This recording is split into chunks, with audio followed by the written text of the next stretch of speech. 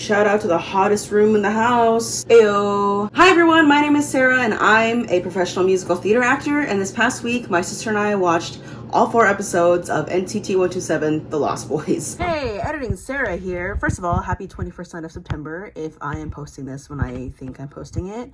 And 2 weeks ago, I thought I was posting it a lot sooner and not today. So, I just wanted to apologize that the audio is ridiculous and that this video is coming out a lot later than I thought it was. But I wanted to still post it and talk about this docuseries and bring it up to your attention and start a discussion. So, enjoy, or something. I'm currently on a K-pop journey. Welcome. Thanks for joining me. So in the US, NCT 127 The Lost Boys is on Hulu, and I think it's also on Disney Plus in Singapore or something. 127 made a docuseries, and me and my sister watched it and cried together. So I want to talk to y'all about it. I'm gonna try not to have any spoilers in this video. I might let some things slide, but not everything. I don't want to spoil everything for you. But I do want to give these as a teaser, hopefully. Anyway, I have notes, but it says NCT 127 The Lost Boys Tears. My sister told me that she wanted to know when I cried watching this series, and I didn't cry a lot, so I don't have that many notes.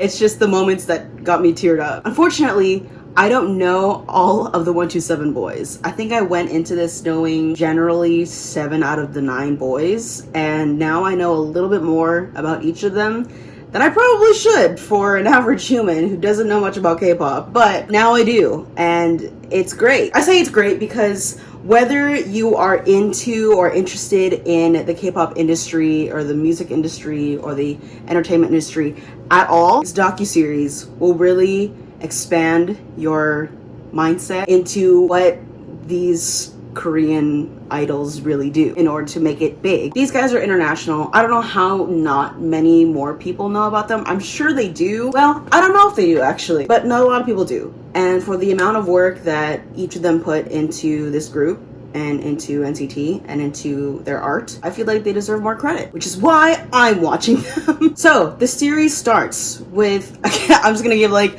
an entire synopsis of the whole thing. I'm gonna leave that up to you because you need to watch this for yourself. But I just want to talk about it. And if you've seen it, let's talk about it. If you haven't seen it, pause this video, go watch it. It'll probably be like 3 hours of your life, maybe, give or take, depending on if you had ads or not.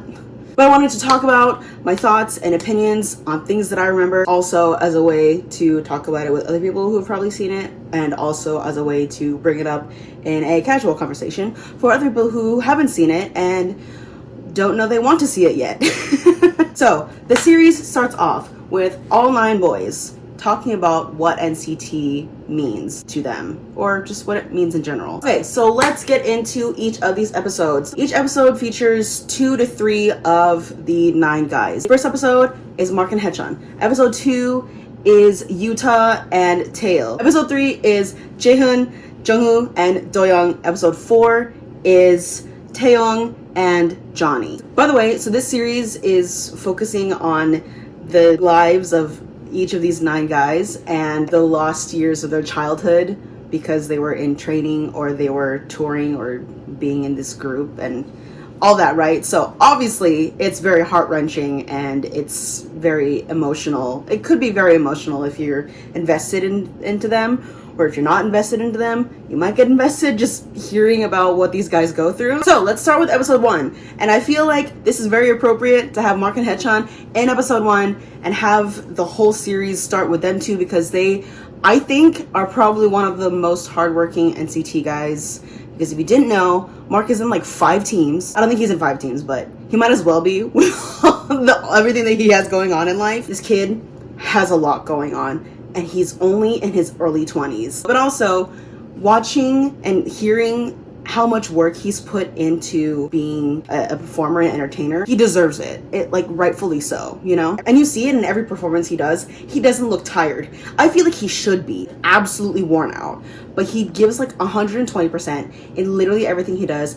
I don't understand how this kid is still functioning, to be honest. So in Mark's segment, he talks about growing up and moving around different places where he didn't really get to make a lot of good, solid friends for the long run because he wasn't there long enough. He also tells the story of this one time when he was a kid that really, for me, solidified that he really is just the most hardworking artist probably ever, probably at a young age in his early 20s. I would think so. He's always been very persistent. He's always been very dedicated. If there was something that he wanted to do, if there's a goal he was trying to meet, he would do everything in his power to make it happen, even if it meant sacrificing himself. That says a lot about Mark, and it obviously reads with his performances in literally every group that he's in. I think in this episode it seems appropriate that Mark was paired with Haechan to make this episode. And in Haechan's, okay.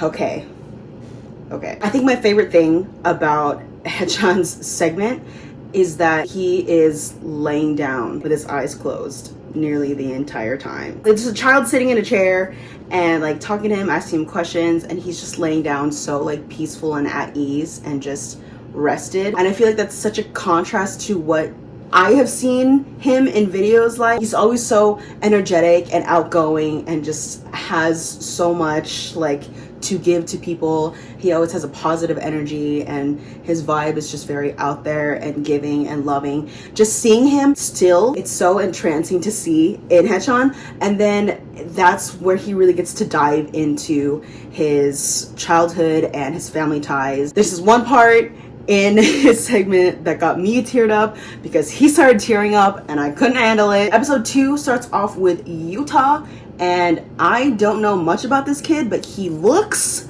like an anime character. I'm not sure what the actual average Japanese standard of beauty is, but if I had any idea of what it would be, it's Yuta. Yuta is the only Japanese member of NCT, I think. Are there other? Well, now there's a new group. Oh my god, so much is always happening. I can't keep up. But in 127, he's the only Japanese member. And for someone who has to come from a completely different country to another completely different country and work in the industry, having to pick up the culture and learn the language and learn the ways and the layout and the geography, literally just the biggest culture shock, and you're pursuing your dream, which is also just as difficult. Hats off to you, Yuta. Like, that's crazy. What I think is really cool about episode 2 is that you have these two guys who have written and produced their own solo single. They featured that in this episode. So Utah's has to do with a butterfly. He just feels like a butterfly. He just feels like he has this big growth that he's gone through, and now he gets to just fly and he gets to just live and be free. And the butterfly covers a lot of what he's been through as a child and into adolescence, and him now going on this journey with NCT. And that really shows in his song. I think it's called Butterfly. Probably. I think anytime these guys were tearing up or crying, it really got me. So there's a live footage clip thing from a show where Utah is talking about how being here means so much to him, and he starts tearing up. That got me. When somebody cries, I cry.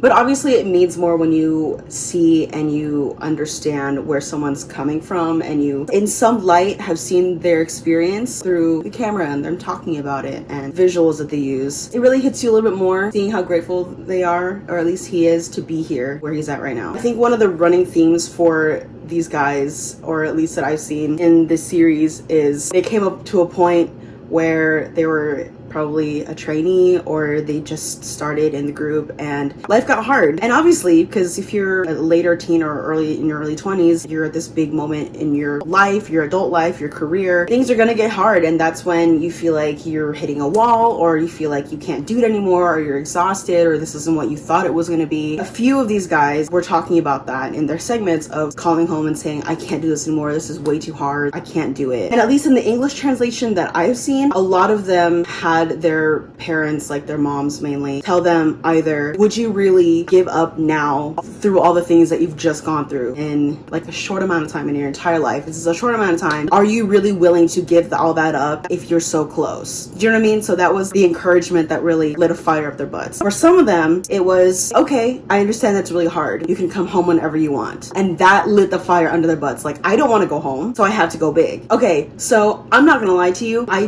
don't really remember, or I don't think I fully understood all of Taylor's segment, but I just thought this was very interesting and I wanted to point that out and not try to give too much away, Taeil is interviewed looking a certain type of way. And I think that it's very interesting and very vulnerable and very exposed to put him, or really any K-pop idol, I guess, looking the way he does in like a very public manner. That's not gonna make sense to anyone who hasn't seen it, and I'm trying not to spoil it because I feel like it's a spoiler. It's not in any of the trailers. I don't want to give too much away, and I just think that that's a very vulnerable choice. I'm sure you probably had no control over that, but it just shows how raw it is. Like, this is where we're at right now in my life. Today, this is how I look. This is what I've just gone through, and now we're talking about it, and now it's out there on Disney Plus and Hulu or wherever it's gonna go. It's just like permanently this timeline of our lives. So that's what I thought was very interesting about Taeil's segment. Okay, episode 3 might be my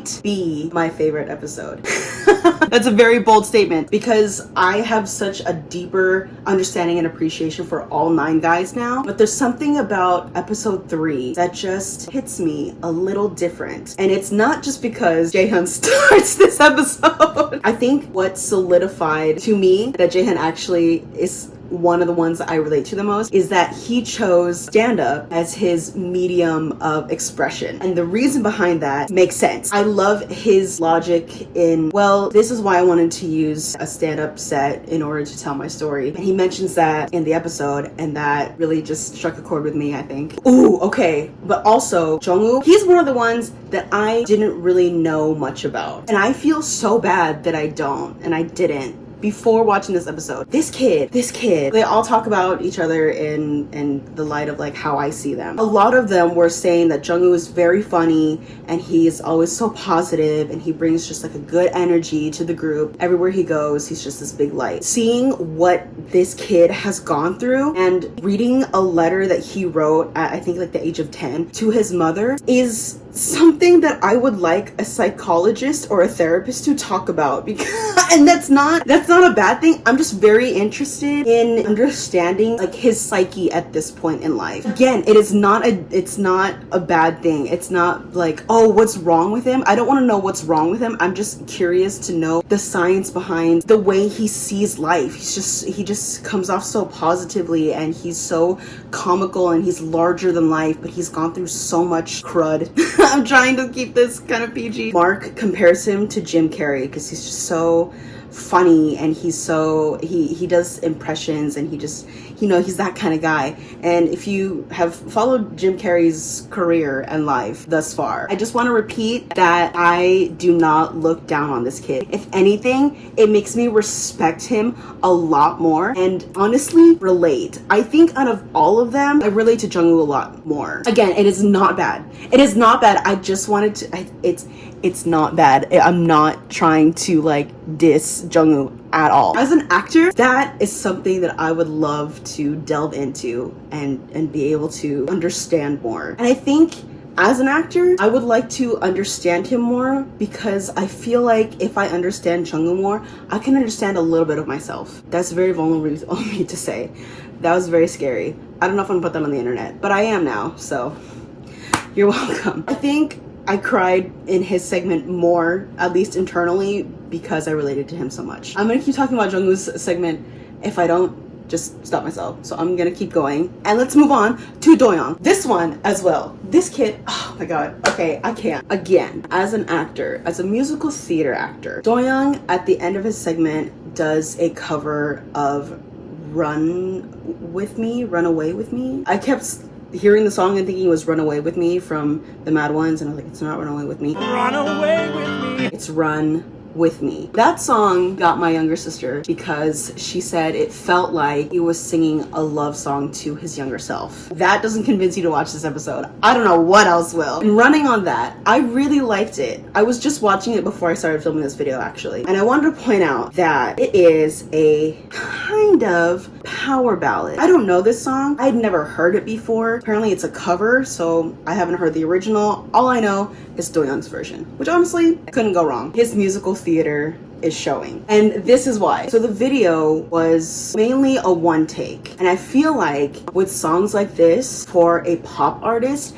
it is very, very easy to just have a Barbara Streisand moment. If you don't know what that is, it's just a beautiful gown, you on stage, one spotlight, and you just sing. It's like you're Lola in Kinky Boots. You just stand and you sing and everyone is impressed, and it could just be very that. Because he could have easily just made it into like, this is me at a show, this is my cabaret moment. He really just let his voice come out. And I know Doyoung as like the tenor one. He can sing very beautifully, very high, and it's very controlled, and he has a lot of technique. Obviously, he's a trained singer. For me, musical theater actors don't just sing a pretty song. It's great to do impressive things vocally, but I'm a sucker for a moment. I'm a sucker for a story. Doyoung vocally went for more of a conversation kind of song. It wasn't to show off. It wasn't to like do anything spectacular. He was just being raw and open and real, and that to me made the song more impactful, regardless of whether or not I understood what he was saying, because it's in Korean. And then the last episode centered on Johnny and Taeyong. Johnny is also a fave of mine, because watching him in videos, I just hope that if one day I so happen to work with or meet Johnny, that we would be best friends. He just seems so cool, and like this dude was literally made to be famous. In some way or another, this kid was gonna be in the spotlight, in the limelight. He was gonna be a big deal. I don't know how, it just happened to be this way. And I knew that just watching him in videos. So aside from the fact that this kid is a freaking rock star, he had spent the most time as a trainee. He talks about this one person who was going through a similar experience as he was. And that's very difficult to find, right? If you're from a different country and you feel like, I honestly feel like he has like this Hannah Montana moment, and his friend convinced him to stay and continue with it and fight through it and fight alongside of them. And now they're both successful. And if you've seen the episode, you know who it is. And it's just a lot more touching. There's this one moment when the interviewer asked Johnny if you knew, I don't remember exactly what he said, but the paraphrasing was, now that you know how long it took for you to get here, would you do those 7 or 8 years all over again, like all of your training years? And there's this one look from Johnny that literally says it all. I don't even know how to describe it. I mean, I do, but I don't want to spoil it. Future Sarah is back. So I realized that I didn't talk about Taeyong's segment. And the reason for that is because I feel like his part is kind of a spoiler for the whole series. So I'm not going to talk about his part because I want y'all to watch it.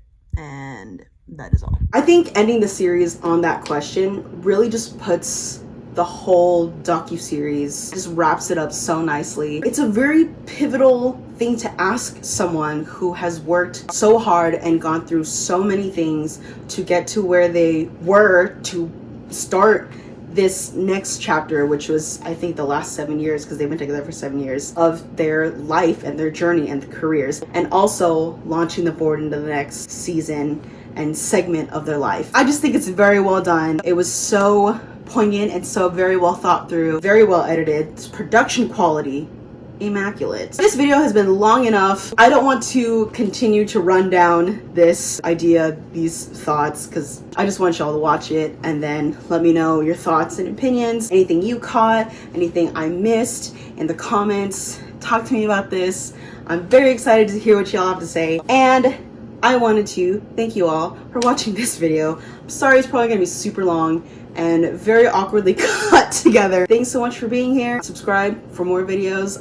There's so many things that I want to put on here, but time has been really interesting for me lately. Thanks for hanging out with me today, and I'll see you in the next video whenever that happens. Goodbye.